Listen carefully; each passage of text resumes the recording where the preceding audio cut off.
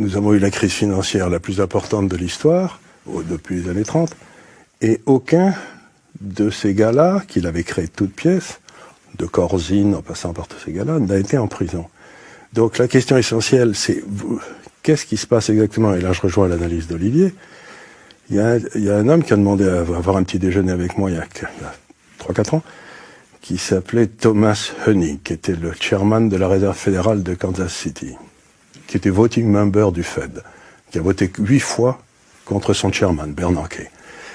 Et il m'a dit, on a sympathisé, on était deux chez Balthazar en bas à New York, là. Et il m'a dit, Charles, il faut que je te dise quelque chose, tu m'es très sympathique. Depuis la fin des années Clinton, il y a une plutocratie qui a pris le contrôle des États-Unis, avec les 3 grandes banques que tout le monde connaît, et cette plutocratie gère la masse monétaire et le système financier américain au profit de cette plutocratie. Et la grande question, c'est comment allons-nous, Américains, récupérer notre démocratie? Donc, il ne faut pas s'imaginer une seconde, nous avons aujourd'hui une mafia qui a pris le pouvoir, c'est une mafia qui est quasiment criminelle, et il ne manque que de courage politique.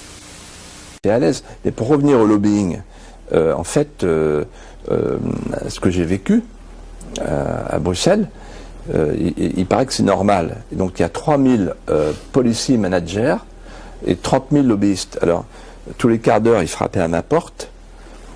Et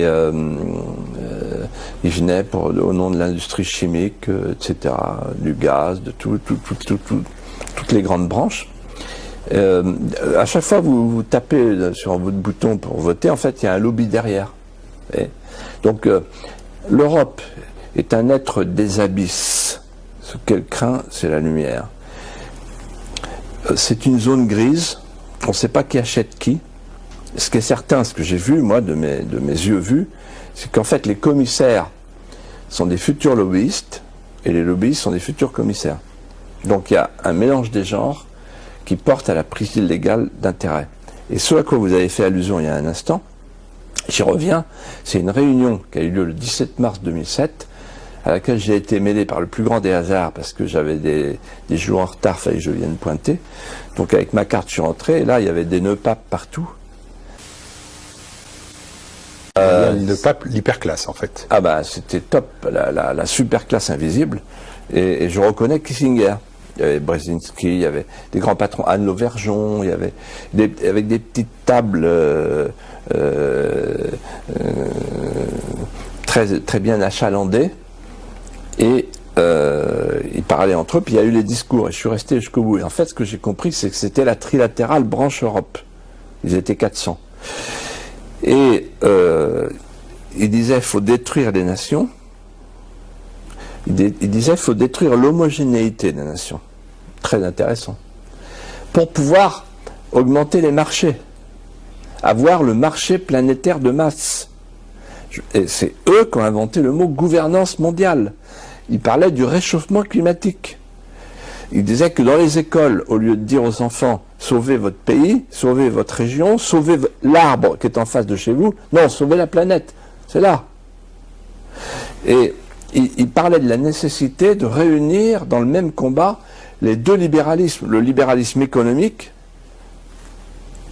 en faisant sauter les frontières, et le libéralisme sociétal. Le droit de discuter entre eux, ce sont des chefs d'entreprise, ou discuter aussi avec des chefs d'entreprise, ils l'ont fait au Parlement européen, et pas forcément un complot. Absolument, c'est pas forcément un complot, ils n'ont pas besoin de comploter, ils ont le pouvoir. Ce que m'a dit un jour François Fillon, je lui ai dit, mais pourquoi tu vas au groupe Bilderberg? Parce qu'il est rentré, il a été agréé par le groupe Bilderberg, de même que son ami Alain Juppé l'année d'après. C'est quoi? Dans l'évangile, on dit, faut pas mettre la lumière sous le boisseau. Ça vaut pour la franc-maçonnerie aussi. Pourquoi ils se cachent, ces gens-là? Pourquoi ils se cachent? Il vous a répondu quoi? Et il m'a répondu, incroyable la réponse, il m'a dit, que veux-tu, c'est eux qui nous gouvernent. Voilà. Donc en fait, le groupe Bilderberg, la trilatérale, ça existe. Alors, la différence entre moi et beaucoup d'autres, c'est beaucoup de gens disent, ah, c'est le complot, la conspiration mondiale. Non, mais non, ils ont le pouvoir. Ils ont le pouvoir. Et là, ils parlaient de quoi? C'est pas une conversation, là. Ils disaient, voilà les objectifs. Et parmi les objectifs, ce jour-là, en 2007, il y avait le fameux traité transatlantique. Et ce traité transatlantique qui se prépare C'est un traité qui va installer un tribunal arbitral privé permettant aux entreprises multinationales, nationales, de traîner les États, de faire condamner les puissances publiques. C'est un traité dans lequel, par exemple, les appellations contrôlées, les appellations protégées disparaîtront. Et on nous imposera le poulet, le javel, etc. Donc en fait, c'est un traité qui va faire découvrir ce qu'est le fameux rêve européen. Le rêve européen n'était pas de construire une nation nouvelle à la place des nations défuntes à Maastricht. Le rêve européen, c'était de livrer un espace sans nation, sans gouvernement, sans démocratie, sans limite territoriale, de le livrer au marché planétaire de masse sous clé américaine. Et quand on disait ça, nous les conscrits de Maastricht, des gens comme Séguin, Pasqua, Chevènement et Le Pen, on nous disait vous êtes des menteurs, vous exagérez. En fait, on était en dessous de la réalité. En deçà. Vous savez, tous les présidents suivants ont été tout aussi loin de ma conception de la fonction présidentielle. Hein. Quand Nicolas Sarkozy monte en basket et en short l'escalier sacré de l'entrée de l'Élysée, il discrédite totalement la fonction présidentielle. Et Jacques Chirac n'a pas manqué aussi de ce genre de blasphème. Non, c'est vrai que depuis François Mitterrand, c'est ainsi. Mais c'est assez révélateur d'une chose beaucoup plus profonde.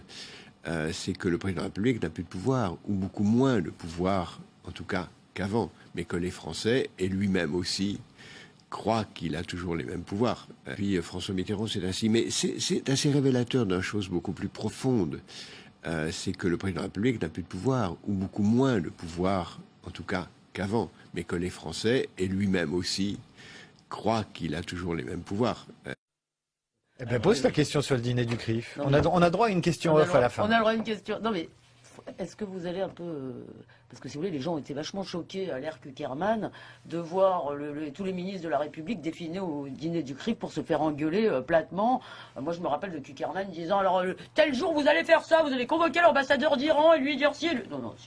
Donc, est-ce que vous allez un peu changer Vous exagérez un tout petit peu. Vous allez les engueuler, Vous les exagérez ministres un tout petit peu, non? Vous le connaissez. Je sais un petit peu les discours qu'il a dit. Non. Moi, je l'ai entendu. Je l'ai entendu dire, Monsieur le Premier ministre... Ça n'a pas été un peu excessif à un moment donné, cette façon on l'a vu engueuler, vraiment. On l'a vu engueuler les ministres. Et les ministres acceptaient de se faire engueuler. Vous savez ce qu'a dit dans une parole célèbre un Premier ministre. Hein. Lui, c'est lui, moi, c'est moi. Hein. Bon. Oui. Kuckerman, c'est Kuckerman, et Prasquier, c'est Prasquier. C'est Prasquier. Ce qui veut pas dire que j'ai pas la plus grande amitié pour Roger Kuckerman. Mais bon, j'ai travaillé avec lui, donc je suis pas... Changement de style ou d'orientation? Comment? Changement de style ou d'orientation? Oh, ça sera à vous de voir. Ce sera à vous de voir. Si j'avais été en désaccord absolu sur l'ensemble des prises de position de Roger Kuckerman, je serais peut-être pas resté autour de lui pendant quelques années. Bon, allez, on coupe. Parce que ça, c'était du... Ça, c'est du off. C'est du off officiel. C'est du off officiel.